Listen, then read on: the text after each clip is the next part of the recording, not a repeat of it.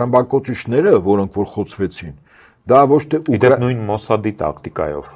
Իդեպ ասեմ, դա հիմա գանք, մեծ հաշվով դա ուկրաինականը չի եղել։ Արևմտյան։ Իհարկե, վստահաբար, որտեղ այդ ինքնաթիռները Ուկրաինայի նկատմամբ խնդիր չէին կատարում արտական։ Դա առնվազն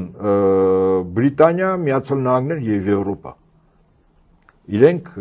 ռազմավարական նշանակություն ունեցող միջուկային մարտագլխիկներով հրթիռներ կրող ուրեմն ռմբակոծիչներ եւ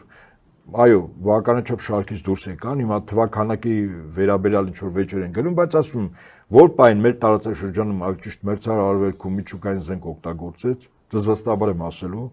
Զելենսկին մի քանի օր հետո ասելու այդ նկուղներում հուսիտներից սովորեցինք, մենք էլ մի քանի միջուկային մարտագլխիկով հրթիռ ունենք, այսինքն դա Ռուսաստանին ասելու է, որ մենք էլ ունենք, եկեք